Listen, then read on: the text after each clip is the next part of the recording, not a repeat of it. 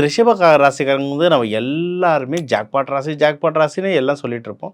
இருந்தாலும் சின்ன சின்ன அவஸ்தைகள். ஏன்னா நான் போன மாதம் கமெண்ட் எல்லாம் நான் எல்லா கமெண்ட்டையும் படிச்சுட்டு இருப்பேன். அதிலே பார்த்தேன் சார் அப்படிலாம் இல்லை, கஷ்டம் போயிட்டுருக்கேன்னு. ஏன்னா அது சனி பகவான் பார்க்கறதுனால அந்த சின்ன சின்ன தாக்கங்கள் இருக்குமே தவிர ஓவராலாக பார்த்தா இது ரொம்ப நல்லா இருக்கு டைம். சரிங்களா? இந்த சனி பகவான் தாக்கத்துக்கு என்னென்ன வழிபாடுன்னு சொல்கிறேன். அது வீடியோ கடைசி ஃபுல்லாக பார்த்தவங்க நான் வீடியோ கடைசியில் சொல்கிறேன். நல்ல விஷயங்கள் என்னென்னா, உங்களுடைய 2ஆம் வீட்டிலேயே குரு இருக்கிறதுனால நல்லா கையில் காசு வரும். வீட்டில் வந்து சந்தோஷம் ரொம்ப ரொம்ப நல்லாயிருக்கும். சரிங்களா?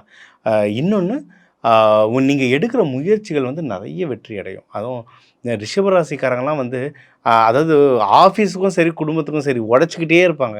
அந்த ரிஷபராசியோட சிம்பிள் வரும் எருது, நந்தி பகவான் மாதிரி இருக்கும் ரிஷபம். அதே மாதிரி உழைச்சி கொட்டிக்கிட்டே இருப்பாங்க. இவங்க நிறைய படிப்பாங்க, நிறைய எக்ஸாம்ஸ் எழுதுவாங்க, கவர்மெண்ட் எக்ஸாம்ஸ் எழுதுவாங்க. முக்கியமாக பேங்கிங் செக்டரில் நிறைய ரிஷபராசி இருப்பாங்க. ஸ்டாக் மார்க்கெட்டில் நிறைய பேர் இருப்பாங்க. இதுக்கெல்லாம் நிறைய சர்டிஃபிகேஷன் எக்ஸாம்ஸ் எழுதணும். அதெல்லாம் இப்போ எழுதுனீங்கன்னா நீங்கள் வந்து அதில் பாஸ் ஆகி வெளியே வர்றதுக்கு, நல்ல மார்க்கோட வெளியே வர்றதுக்கு சூப்பரான ஆப்பர்ச்சுனிட்டிங்க.